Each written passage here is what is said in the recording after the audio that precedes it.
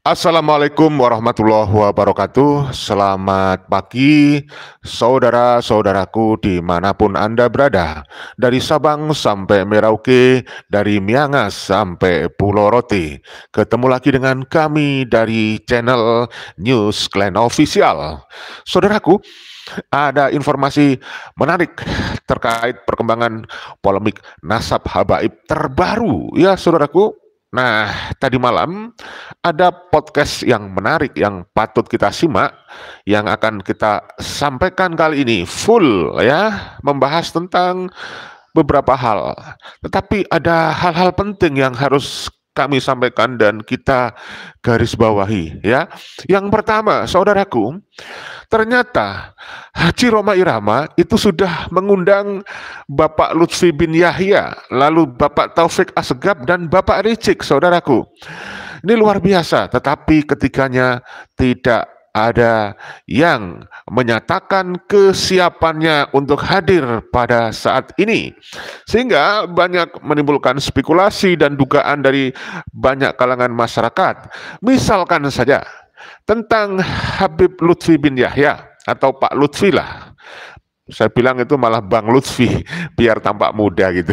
Ya, Bang Lutfi bin Yahya itu kita duga tidak berani hadir ke podcastnya Haji Roma Irama, barangkali takut mendapatkan pertanyaan-pertanyaan menohok dari Bang Haji.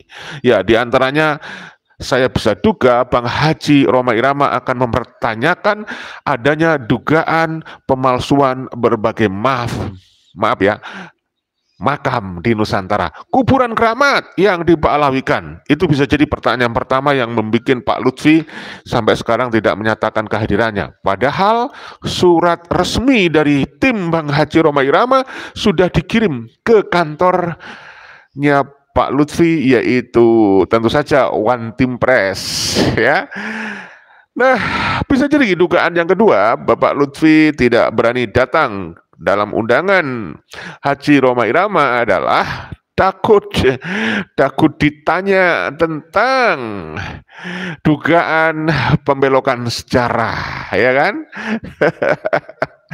Itu ya, tentu saja sejarah terkait dengan Nahdlatul Ulama, pendiriannya kok ada nama Hasim bin Yahya.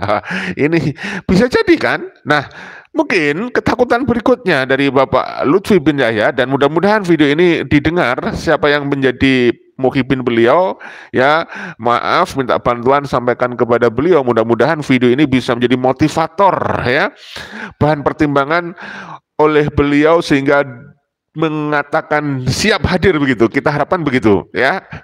Mungkin ketakutan berikutnya akan ditanya dengan sejumlah cerita-cerita khurafat. Misalnya mungkin akan ditanya, benarkah bisa berjalan di atas air? Kan lucu itu. Bisakah membangun masjid dalam hitungan sekejap? Bisa jadi begitu, karena memang muhibin dari Pak Lutfi bin Yahya ini ketika membuat cerita sangat mengglorifikasi Pak Lutfi, dianggap wali Allah yang bisa punya karomah-karomah Adi Kodrati, Adi Kodrati yang semua tidak masuk akal. Nah, bisa jadi mau ditanya tentang benarkah jadi gurunya jin ya, dalam banyak video viral kan, yang diduga itu videonya Pak Lutfi ketika bercerita ditamui oleh kiai-kiainya jin. Bisa jadi itu yang pertama. Dan seterusnya lah. Saudaraku, berikutnya adalah Bapak Taufik Assegaf. Mungkin yang kita bisa analisis dari ketidakhadiran Pak Taufik ketika diundang oleh Bang Haji, yang pertama ya mungkin takut juga ya ditanyain tentang nasabnya, tentang eksistensi Robito Alawiyah gitu ya, tentang cerita-cerita kurofat dan doktrin-doktrin yang menyesatkan. Kok bisa Pak Taufik, Bapak mengatakan tidak mengikuti Habib, hanya mengikuti Al-Quran saja sesat? Banyak cerita-cerita tentang Pak Taufik, semestinya harusnya hadir ya, sehingga kita tidak perlu repot-repot berpikir dan bertanya-tanya apa penyebab ketakutannya itu. Nah, saudaraku, bisa jadi Pak Taufik ini takut dengan Rizik Syihab. Kenapa? Karena Rizik Syihab adalah orang yang pernah mengaku menghubungi Pak Taufik supaya Pak Taufik ini tidak menghadiri undangan Bang Roma. Jadi Pak Taufik ini sepertinya dikendalikan oleh Pak Rizik, dan sepertinya Robito Alawiyah, Pak Taufik, dan juga Pak Lutfi bin Yahya ada dalam kendali Pak Rizik. Bisa jadi dugaan itu sangat rasional karena apa? Pak Rizik ini dianggap sebagai imam besarnya ya dari Kabib-Kabib Pak Alawi. Ya tentu saja bukan imam besar kita. Ya kan. Nah, saudaraku, yang terakhir Pak Rizik sendiri.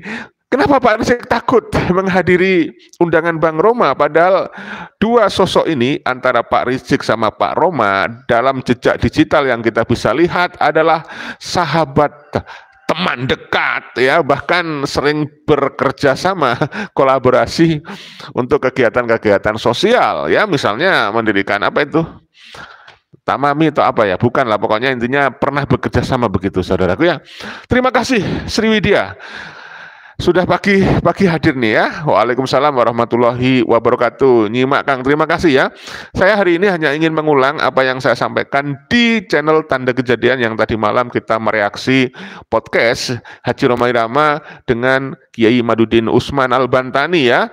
Tadi malam Kiai Haji Imaduddin Usman untuk kedua kalinya hadir di podcastnya Haji Roma Irama untuk menjelaskan sejumlah pertanyaan yang selama ini menjadi pertanyaan masyarakat juga sih. Di antaranya adalah eksistensi tesis dari Kiai Imaduddin yang oleh sebagian muhibin dan oleh Rizik Syihab sendiri ya kan dipertanyakan kesahihannya. Bahkan Rizik tidak menghargai sama sekali tesis Kiai Imaduddin ya, padahal Kiai Imaduddin betul-betul membuat karya sesuai dengan prosedur keilmiahan ya. Jangan dikira Kiai Imaduddin tidak ngerti tesis seperti apa ya. Nah, tapi dalam pengertian tesis yang disampaikan Kiai Imaduddin bukanlah tesis seperti yang dibuat oleh seorang mahasiswa S2 ketika menyelesaikan program S2-nya atau strata 2-nya, tetapi tesis yang kemudian diviralkan oleh para netizen itu adalah sebuah simpulan dari kajiannya beliau ya, yang kajian risetnya lah, dan lebih hebat daripada tesisnya Kiai Imaduddin ketika menempuh S2 gitu loh ya. Jadi lebih hebat lagi, sehingga karena itu tidak dilaksanakan untuk menempuh S2, maka ya kita bilang itu karya ilmiah atau riset ilmiah yang kemudian oleh umat, oleh masyarakat termasuk saya dan teman-teman para netizen itu disebut tesis ya. Untuk memudahkan saja sebenarnya ya, itu hanya masalah istilah. Tetapi yang penting Kiai Imaduddin sudah menghasilkan karya kajian ilmiah ya, karya ilmiah yang kita sangat hargai karena begitu bermutu, dan Kiai Imaduddin menyampaikan, dan saya juga meyakini walaupun tesis Kiai Haji Imaduddin Usman tidak diuji di kampus seperti tesisnya beliau satunya ketika beliau menempuh S2, tesisnya yang membahas tentang nasab Balawi ini udah diuji oleh ratusan doktor, bahkan mungkin profesor di rumahnya masing-masing. Beliau mereview tesis Kiai Imaduddin yang sudah dibukukan dengan lebih dari 3-4 buku lebih lah, pokoknya banyak sudah. Bahkan ada satu buku yang membahas tesisnya Kiai Imaduddin ini setebal 400 halaman. Luar biasa bukan? Luar biasa. Jadi bagi yang tidak mengerti tentang keilmiahan seperti yang namanya Arya, wali pencot, wali medsos itu jangan komen lah. Mungkin dia nggak pernah kuliah S2 dia. Ya kalau pernah ya tunjukkan saja lah. Jadi begitu saudaraku. Jadi nanti kita akan sampaikan. Nah, ini saya baca dulu komentar yang mumpung masih sedikit nih ya. Dari Bang Andra Anugrah Ramadan, terima kasih hadirnya ya. Seandainya Habib Rizik dan kawan-kawan itu suriah Nabi, aku tetap gak suka alias males. Sama-sama dijadikan manusia kok takut. Nah inilah makanya ya, harusnya datanglah. Nah si Rizik malah menuduh ya, bahkan cenderung memfitnah Bang Roma loh ya, dan itu nanti dikonfirmasi oleh Bang Roma memfitnah itu ya Pak Rizik.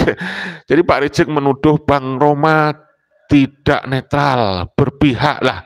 Gimana? Ya jelas tidak lah kalau berpihak. Kenapa? Karena Bang Roma membuka ruang yang sama untuk pihak Pak Rizik, Pak Lutfi dan juga Pak Taufik.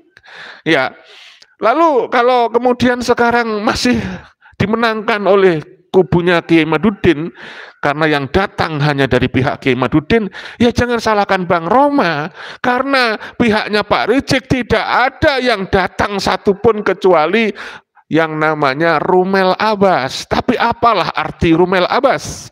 Ya karena tidak memiliki legal formal untuk mewakili Robito Alawiyah.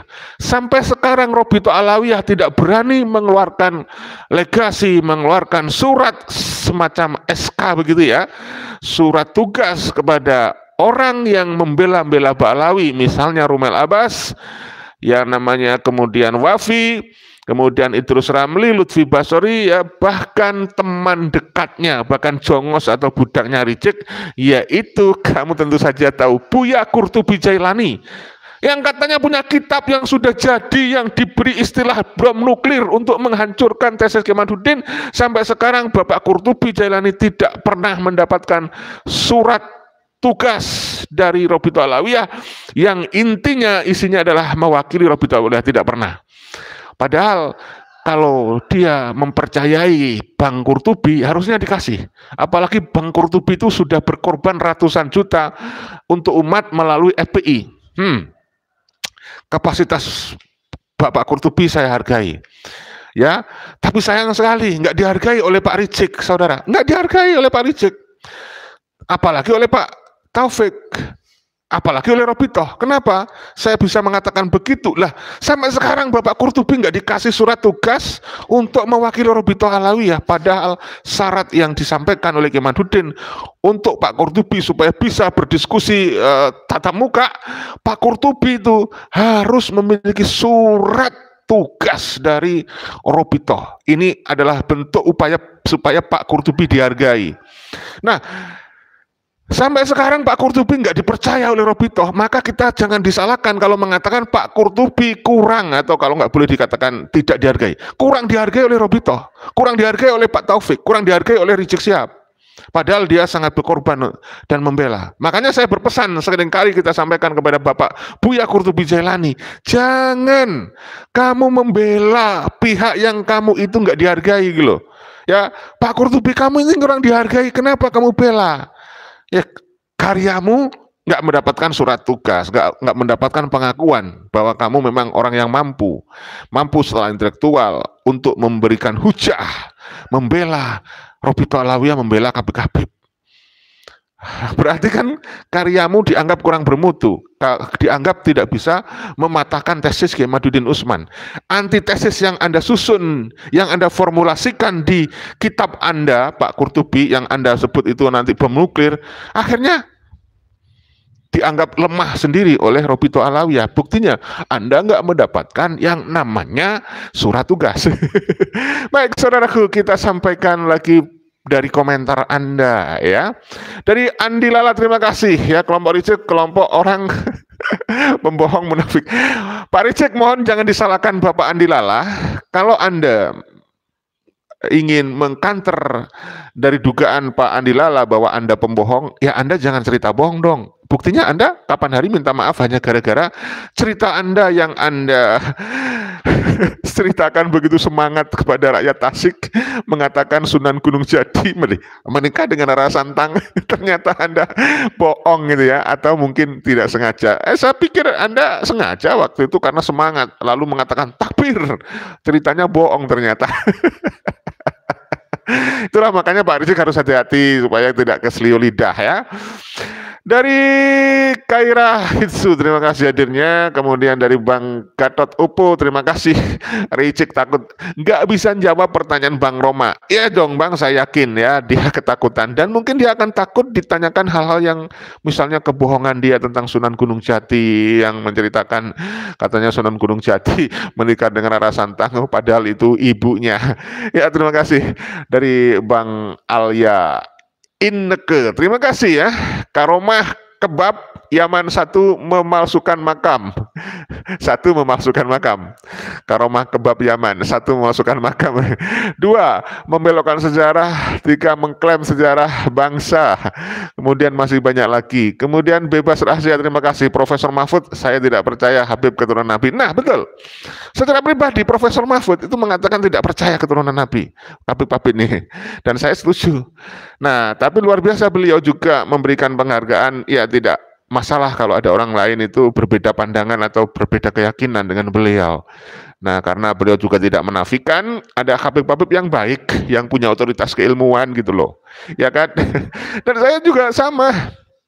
Bahkan Kiai Madudin juga begitu. Sama, ya kan? Artinya apa? Kiai Madudin tidak menyimpan kebencian. Bahkan Kiai Haji Imaduddin Usman ini untuk kemaslahatan semuanya warga bangsa Indonesia, saudaraku ya. Terima kasih Sardi Utomo sudah hadir. Kemudian Bang Faruna 27 ya.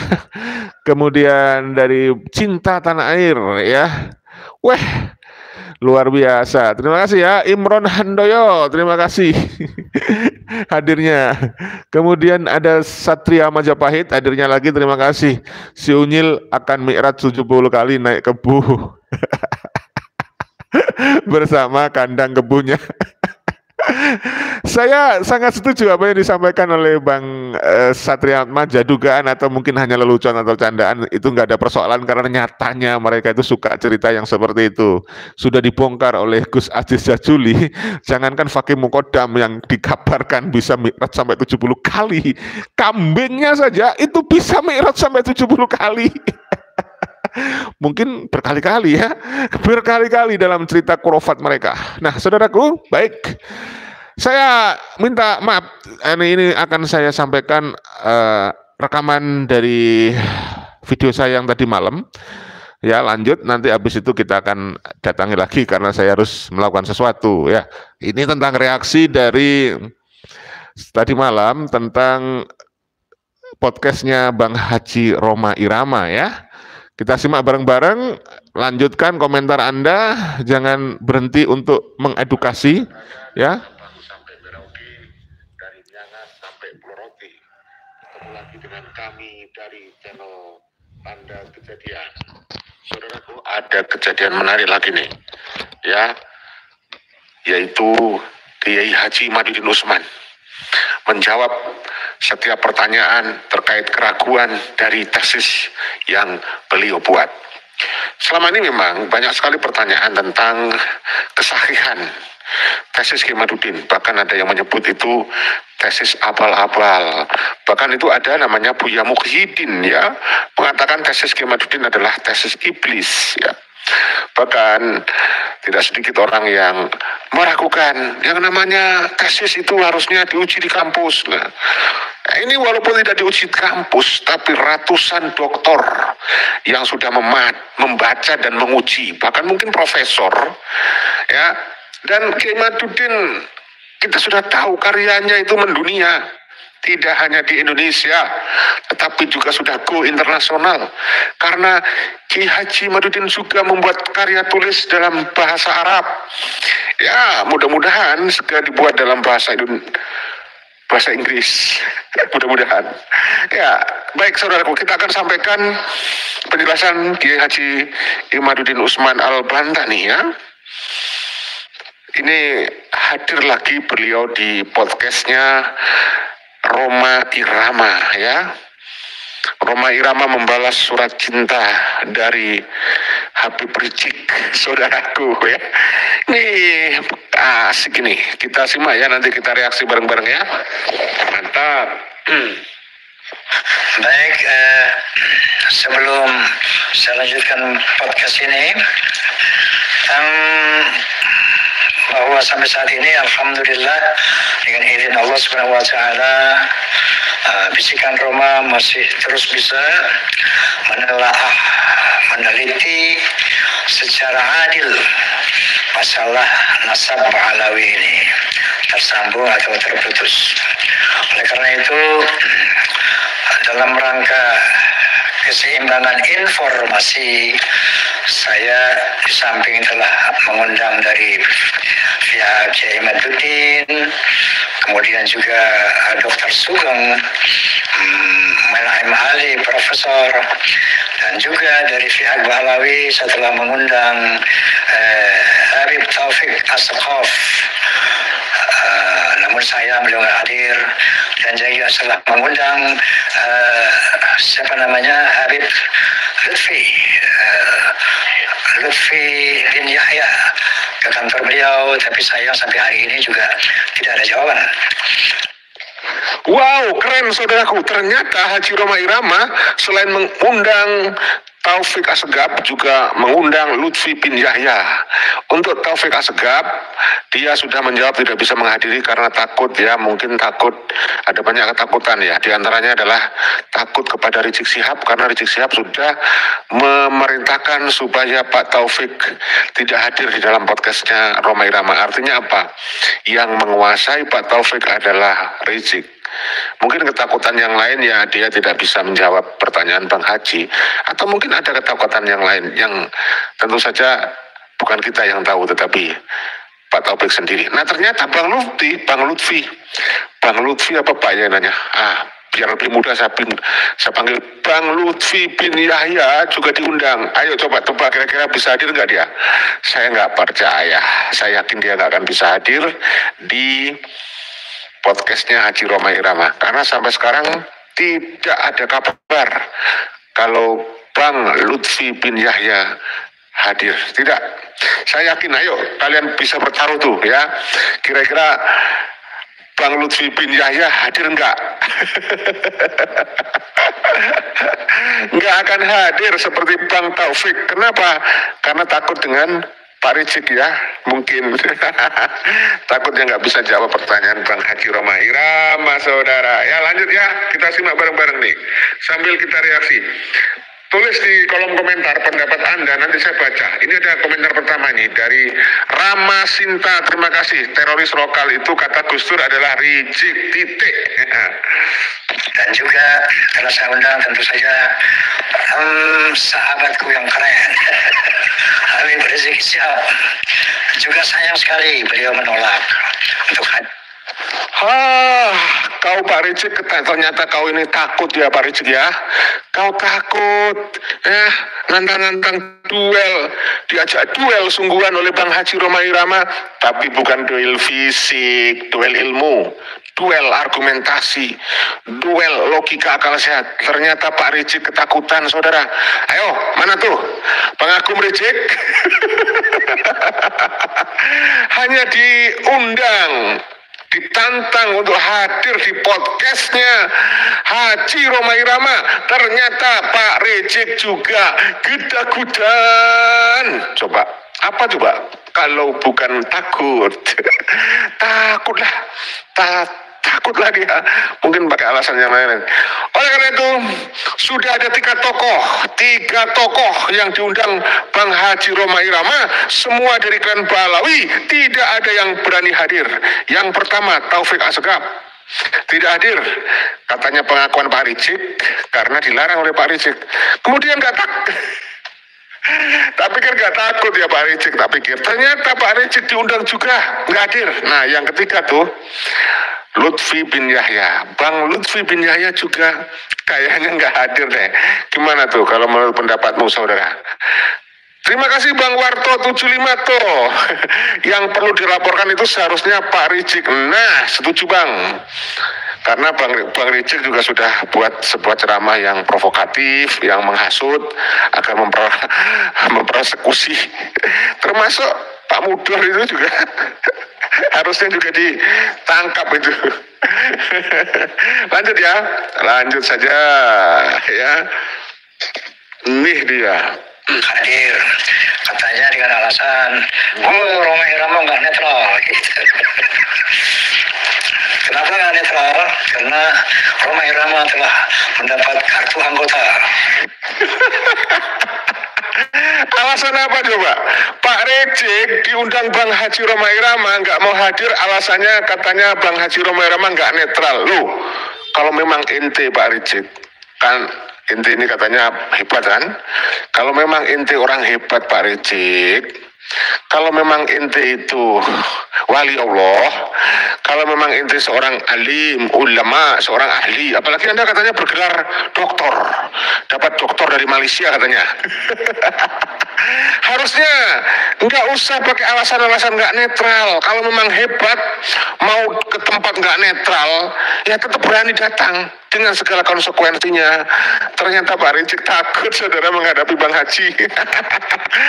Yang menjadi muhibinnya Rizik Syihab, yang punya nomor kontaknya Rizik Syihab, sampaikan video ini kepada Pak Rizik ya, supaya menjadi bahan perenungan.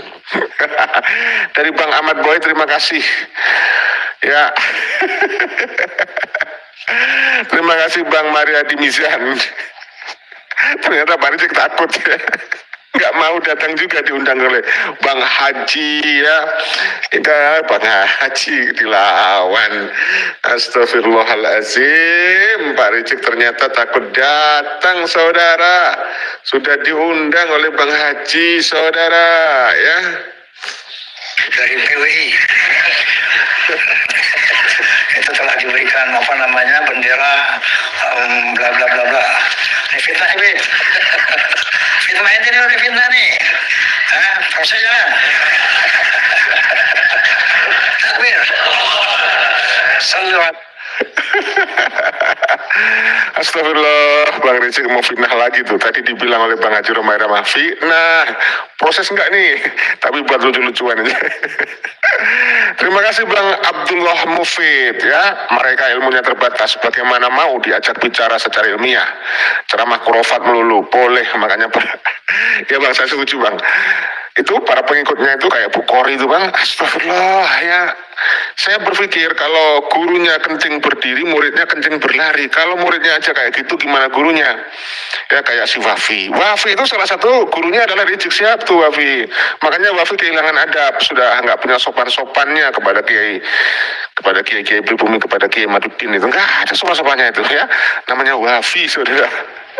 Terima kasih Indramayu sudah hadir ya. Bang Tin video syuting, terima kasih Tin video syuting sudah hadir.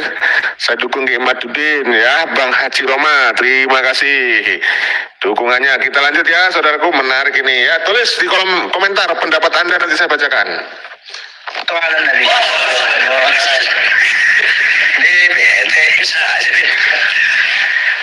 Itu namanya penyematan jas atau jaket ormas. Itu sering banget nih Bim.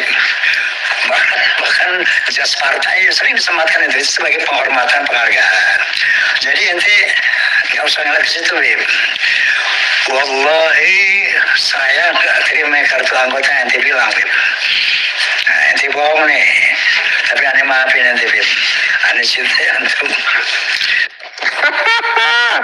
Kalau Rizik Syihab bohong itu udah biasa Bang Haji, saya tidak heran Bang Haji. Ya, jangankan Bang Haji yang dibohongin. Lah umat masyarakat dibohongin tuh. Masih ingat ceritanya Rizik itu terkait tentang Sunan Gunung Jati tuh, katanya menikah dengan Rara Santang. Itu ibunya dibilang istrinya. Kalau ngajar itu Bang Rizik, akhirnya minta maaf. Nah sekarang ini harusnya Rizik minta maaf kepada Bang Haji ya, karena sudah memfitnah Bang Haji tuh. Sudah diklarifikasi ya. Astagfirullahaladzim Pak Rizik, kasihan ya, kasihan saya, kebongkar terus kebohongannya.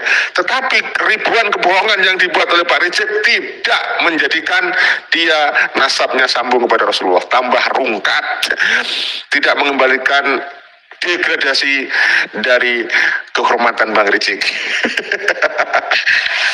Jaketnya nanti bawa tuh jaket FPI, ame jaket Profesor Alawi aneh pakai. Oke, tapi datang, oke? Ternyata Bang Haji ini sudah punya jaket dari FPI, juga punya jaketnya dari Robito Alawiyah. Nantang Bang Rizik Syihab untuk hadir saudara.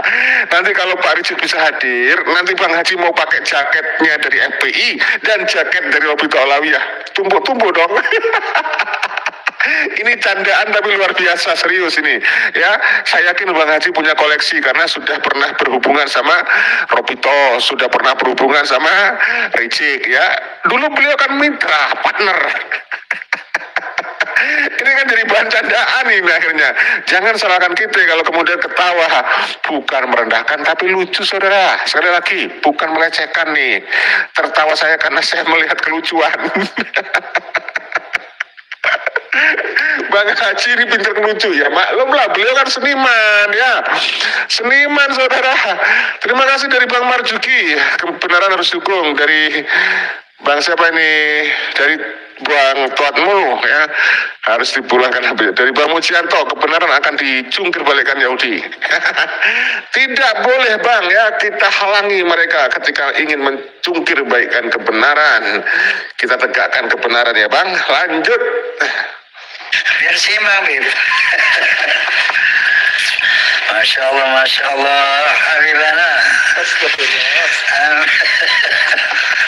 Oke, nah karena antum nggak datang, Bib, ini saya ngundang lagi nih Kiai Maduddin untuk mengklarifikasi berbagai macam isu di luar sana. Ya, antum juga kan pernah bilang bahwa tesis itu Kiai Mad itu bukan tesis. Kalau tesis itu harus diuji di universitas. Tuh ya, Ricik itu sudah kebalik akalnya. Dialah yang Al-Kaburi, diundang Haji Romaira mah nggak pernah datang, nggak berani. Yang sekarang terbukti tidak kabur adalah Kiai Haji Maduddin Usman. 2 kali biang, 2 kali nih Bang Haji. Kalau mengundang Kiai Maduddin luar biasa ya, luar biasa. Dari Hari Susanto, terima kasih. Kaki dicium tangan, dicium istri, apemnya dipejamkan. Dipinjaman kepada Astagfirullahaladzim. Lucu sih. Wah, terima kasih, gak ada suaranya Pak Yai. Loh, maksudnya gak kedengaran suara saya? Alhamdulillah, Mukipin itu sudah banyak yang sadar. Nah, ini Anda tanyakan kepada beliau. Tapi sebelumnya yuk tepuk tangan dulu buat Kiai Haji Maduddin Usman. Assalamualaikum Kiai. Waalaikumsalam Pak Haji. Ini yang pertama yang saya mau tanyakan ya. Alhamdulillah ini Kiai sudah menyempatkan waktu kembali, bahwa kenapa saya undang beliau lagi, karena banyak hal-hal yang harus ditanyakan kepada beliau. Ya, banyak pertanyaan di medsos, di YouTube dan sebagainya mengenai apa, termasuk pertanyaan dari Habib Rizik Syihab yang mengatakan bahwa penelitian daripada Kiai Haji Maduddin Usman itu bukan tesis. Kalau tesis itu harus diuji di universitas dan disahkan oleh para profesor. Sudah apa mengenai ini? Sebelumnya makasih Bang Haji.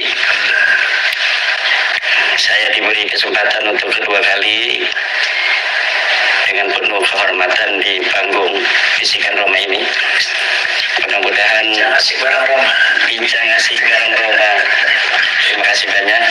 Mengenai apakah tesis saya itu sudah diuji di meja akademis di universitas, ini tesis ini perlu diklarifikasi. Tesis itu ada tesis dalam pengertian sebagai sebuah tugas seorang mahasiswa S2 untuk mencapai pangkat MA. Seperti saya ini S2-nya di III. Saya mengambil jurusan tafsir dan hadis. Di mana? Di Institut Ilmu Al-Quran Jakarta. Waktu itu kita mengambil judul Ahlul Kitab Inda Syekh Nawawi At-Tanara Al-Bantani. Ya, itu adalah tesis S2. Sedangkan tesis yang dimaksud oleh banyak orang tentang tulisan saya itu adalah sebuah kesimpulan filsafat. Dalam filsafat sintesa kan ada tesis, antitesis, dan sintetis gitu. Saudaraku, banyak orang awam yang memang tidak mengerti. Ini harusnya mendengarkan ya. Mungkin karena mereka terlalu meremehkan Kiai Haji Maduddin Usman. Kiai Haji Maduddin Usman itu seorang akademisi. Beliau juga seorang lulusan magister ilmu tafsir tadi ya disebutkan. Jadi beliau tahulah ya Apa itu ilmiah? Tahu lah. Bagi yang meremehkan kan karena dia merasa sombong, seperti Rizik itu ya. Sombongnya minta ampun ya. Dikira Kiai Madudin nggak ngerti tentang ilmiah. Dikira tentang karya ilmiah nggak ngerti. Karya ilmiah itu macam-macam, ya. Ada berupa artikel yang dikirim di media massa pun itu kita bisa sebut karya ilmiah. Karya ilmiah itu kan dasarnya dari rujukan dan cara penulisan dan metodologi, ya.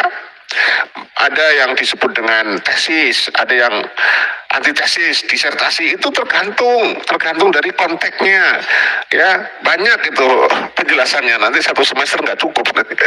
Ya sudah, kita lanjut apa yang dijelaskan oleh Kiai Madudin ya, dengarkan baik-baik. Itu lagi itu siapa namanya itu yang dulu membela tesis Kiai Madudin, katanya mengawal, sekarang malah menjadi pecundang tuh. Siapa itu kalau bukan Gus Arya itu? Nggak ngerti dia, nggak pernah kuliah kali. Itulah yang dimaksud. Jadi sebuah kesimpulan ilmiah itu disebut dengan tesis. Kemudian ketika nanti ada pembandingnya. Jadi tesis itu tidak melulu artinya adalah tugas akhir dari seseorang mahasiswa yang menempuh S2. Tidak melulu seperti itu, ya. Sekali lagi, tesis itu tidak melulu diartikan sebagai sebuah karya tulis seorang mahasiswa S2 yang menyelesaikan program S2-nya. Bukan. Dengarkan nih, tesis yang dimaksud Kiai Madudin adalah kesimpulan, ya, dari hasil riset beliau. Ya, jadi beliau membuat istilah tesis. Tapi kalau mau dibikin sebuah buku di sebuah momentum dibuat kitab, ya bisa saja. Dan Kiai Madudin malah memproduksinya dalam bentuk buku. Ya lebih jos, lebih mantap dari sekedar karya yang belum dibukukan, dikemas atau ditulis atau dijilid seperti hasil karya ilmiah seperti yang di kampus-kampus, ya bisa saja. Tapi Kiai Madudin sudah membentuknya dalam bentuk buku. Ya, atau yang menggugurkan itu disebut antitesis. Ya, kemudian bisa nanti terjadi sebuah sintesis. Nah itu jadi tesis yang dimaksud di dalam tulisan saya, karena yang nyebut tesis bukan saya yang pertama kali Bang Haji. Masyarakat menyebut, masyarakat berpendidikan menyebut kesimpulan itu sebuah tesis. Iya, dan saya termasuk yang menyebut itu. Terima kasih Kiai Madudin. Tentu tidak hanya saya, ratusan, mungkin malah sekarang ribuan, mungkin bahkan jutaan orang di muka bumi mengerti sekarang yang dimaksud oleh Kiai Madudin, istilah tesis itu, ya. Tetapi itu tesis bukan antum ya? Bukan yang pertama kali. Tetapi apapun itu, bahwa dibandingkan dengan tesis S2 saya yang dari IIPI itu yang berjudul Ahlul Kitab Inda Syekh Nawawi Al-Bantani, yang hanya diuji oleh beberapa profesor ketika ujian akhir sidang munaqashah, maka tesis saya ini tentang dalam tanda kutip ya, tesis dalam tanda kutip tentang terputusnya nasab Balawi ini itu diuji oleh para akademisi se-Indonesia di rumah-rumah mereka. Oke. Nih ya, dengar dulu ya, dengerin itu. Kiai Madudin itu mahasiswa yang pernah jadi mahasiswa, maksud saya pernah jadi mahasiswa S2, beliau pernah menyelesaikan S2, beliau juga punya tesis ya yang untuk menyelesaikan S2-nya, ya kan. Nah, untuk yang ini karena ini bukan dibuat dalam bentuk untuk menyelesaikan tugas S2, tapi mutunya nggak kalah mutunya dengan tesis yang pernah dibuat oleh Kiai Madudin ketika beliau menyelesaikan S2-nya. Jadi ini persoalannya hanya karena tesis tentang nasab Balawi dibuat ketika beliau sudah lulus S2. Kalau S3 itu kan namanya disertasi, begitu. S2-nya tesis. Nah, tapi tesis ini kemudian dipublikasikan. Tesis tentang nasab loh ya. Dan banyak orang mengakui kebenaran ilmiah dari tesis Kiai Madudin. Saya sebut tesis karena mutunya lebih baik bahkan dari tesis itu ya. Jadi sudah diuji oleh profesor, doktor, bahkan ya di rumah-rumah mereka dibaca ya oleh para dokter di rumah-rumah mereka. Jadi ini lebih hebat daripada tesis saya yang waktu S2 itu, yang hanya diuji oleh beberapa profesor, oleh akademisi yang terbatas. Sedangkan tesis saya tentang bahwa Ba'alawi, Habib-Habib ini yang ada di Indonesia bukanlah keturunan Nabi Muhammad SAW, itu sudah diuji, sudah dibaca oleh profesor-profesor mungkin yang ada di Indonesia ini yang mempunyai sebuah perhatian khusus terhadap nasab Ba'alawi. Ini jauh lebih banyak, bisa ratusan Bang Haji. Masya Allah, ya, ratusan dokter yang membaca tesis Kiai Imaduddin yang membahas tentang nasab.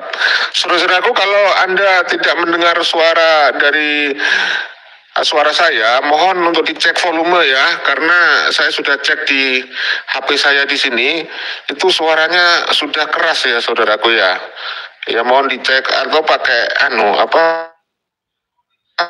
headset.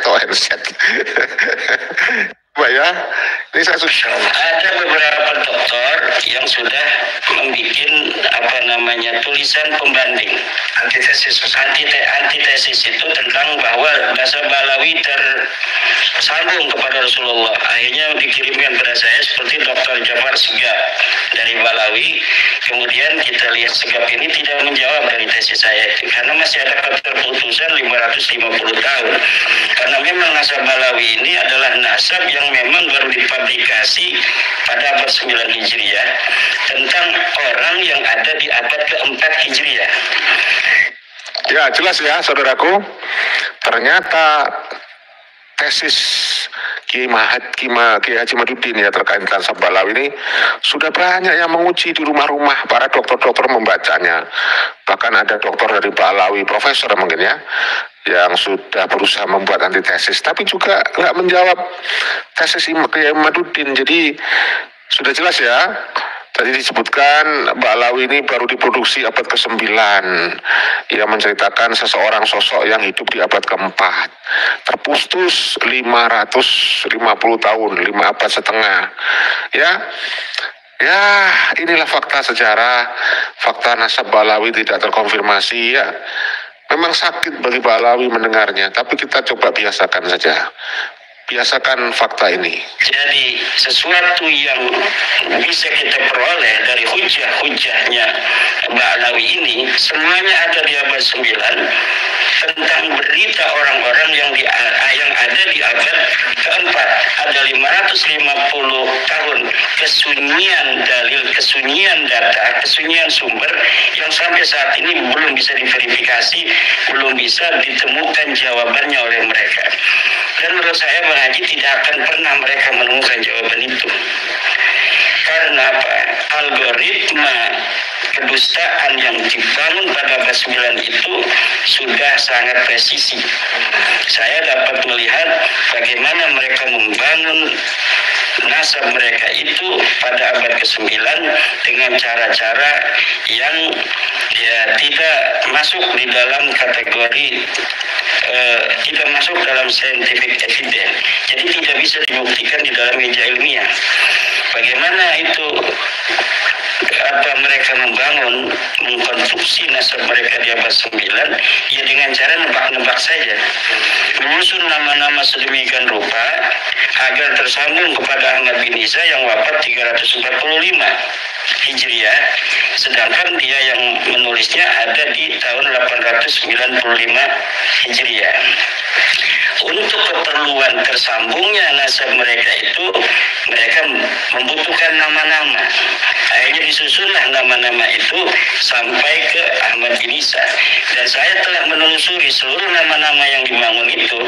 Dari mulai Ahmad bin Isa katanya punya anak namanya Ubed, Ubed punya anak namanya Alwi, Ali punya anak namanya Muhammad, Muhammad punya anak namanya Alwi, Ali punya anak namanya Ali, Ali punya anak namanya Muhammad, punya anak lagi namanya Ali, punya anak namanya Fakih Muqaddam. Setelah Fakih Muqaddam ini adalah orang yang fiktif secara orang, individunya nggak ada, juga secara kesejarahannya. Kalau mulai dari Fakih Muqaddam, saya berhusnudzon orangnya ada, tetapi kesejarahannya yang dibangun, katanya dia adalah seorang imam, seorang ulama besar, seorang mujtahid mutlak, itu fiktif kesejarahannya, tapi individunya historis. Individunya ada. Tapi kesejarahannya yang dibangun dengan atribusi dan asosiasi yang diciptakan oleh keluarga Balawi itu tidak ada. Bahwa beliau bisa hijrah Mi'raj 70 kali satu hari, itu kan hebat ya, Kiai. 70 kali. 70 sehari. Iya. Rasulullah cuma sekali seumur hidup. Betul Bang Haji. Yang menarik lagi Bang Haji nih, belum viral ya kalau yang ini ya. Jangankan Fakih Mukodam ya, kambingnya bisa mi'raj juga. Itu sudah dibongkar oleh Gus Aziz Jajuli itu ya. Jadi lucu, kambing, Masya Allah, bisa mi'raj, mengalahkan Rasulullah. Coba, apa nggak kurang ajar cerita Khurafat kayak gitu? Itu penistaan ajaran agama. Kalau menurut Profesor Mahfud ini, agama bisa menjadi dongeng itu di tangan Balawi itu. Kurang ajar itu ya. Oknum-oknumnya itu memang luar biasa. Itu semuanya dikendalikan oleh Rizik Syihab, saudara. Jangankan Habib-Habib yang masih ingusan seperti Rizik dan sebagainya, itu mengendalikan itu Rizik nih. Kayak Bahar itu dikendalikan Rizik nih ya, dan lain-lain maksud saya. Itu selain itu juga ya terkait dengan apa namanya tesis ilmiah itu. Tesis ilmiah dalam dunia filsafat itu kan ciri-cirinya mudah sekali Bang Haji. Apakah sebuah penelitian itu ilmiah atau tidak, dan apakah kesimpulan kebenarannya itu bisa dikatakan kebenaran ilmiah atau tidak, itu ada rukun-rukunnya. Pertama, kebenaran itu bisa dikatakan ilmiah apabila kebenaran itu logis, rasional, kemudian empiris dan pragmatis. Kalau nasab Balawi ini dikatakan putus, kesimpulan yang saya bangun itu adalah kesimpulan yang rasional. Bagaimana dikatakan rasional tesis saya itu, kesimpulan ilmiah itu? Karena memang mereka membentuk sebuah apa namanya susunan nasab tanpa adanya referensi kitab-kitab sebelumnya. Padahal kitab-kitab sebelumnya itu ada berserakan. Dari mulai abad 4, 5, 6, 7, 8, 9 ini berserakan semua kitab ada di situ. Kitab nasab itu, kitab sejarah itu luar biasa banyaknya. Yang mereka itu yang namanya disebutkan Ahmad bin Isa itu disebutkan, dia punya anak namanya Muhammad Ali Hussein. Tetapi leluhur mereka yang katanya Ahmad bin Isa itu punya anak namanya Ubaid ini leluhur mereka itu tidak ada sama sekali. Oke, kan ada hujah dari para Balawi ini bahwa eksistensi seorang tokoh itu tidak harus tertulis secara dalam sejarah. Jadi mohon maaf, jadi saya memang agak lucu juga pertanyaan dia. Jadi walaupun tidak tertulis tapi dia ada. Seperti apa logikanya ini? Allah itu tidak tertulis kitab sejaman. Ketika Allah itu wujud, tidak ada kitab sejamannya Bang Haji. Makanya masuk dalam rukun iman. Artinya rukun iman kebenaran yang perlu diimani tanpa adanya dalil lagi. Tidak adanya data sejaman harus diimani, itu namanya rukun iman. Kemudian adanya malaikat. Siapa orang yang pernah bertemu malaikat? Tidak ada. Makanya malaikat itu dikatakan ada berdasarkan daripada berita Rasulullah. Tetapi kita tidak pernah bertemu dengan malaikat, maka harus diimani karena tidak ada dalil sejamannya. Tidak ada apa yang bisa memverifikasi apakah malaikat itu ada atau tidak. Tetapi karena Nabi Muhammad SAW itu mengatakan malaikat itu ada, Al-Quran mengatakan malaikat itu ada, maka kita wajib mengimaninya. Ini masuk rukun iman. Kemudian kitab Al-Quran katanya dari Allah. Mana fotonya ketika Allah memberikan kitab Al-Quran itu pada Jibril? Nggak ada. Bukti sejaman tidak ada, datanya, saksinya nggak ada juga. Kenapa harus kita yakini bahwa Al-Quran itu dari Allah? Itu adalah rukun iman. Jadi tanpa dalil harus kita yakini untuk orang-orang yang mengaku dirinya beriman kepada Nabi Muhammad dan kepada Allah. Kemudian adanya Nabi Muhammad sebagai Rasulullah juga kan Siapa orang yang menyaksikan pengangkatan Nabi Muhammad sebagai Rasul?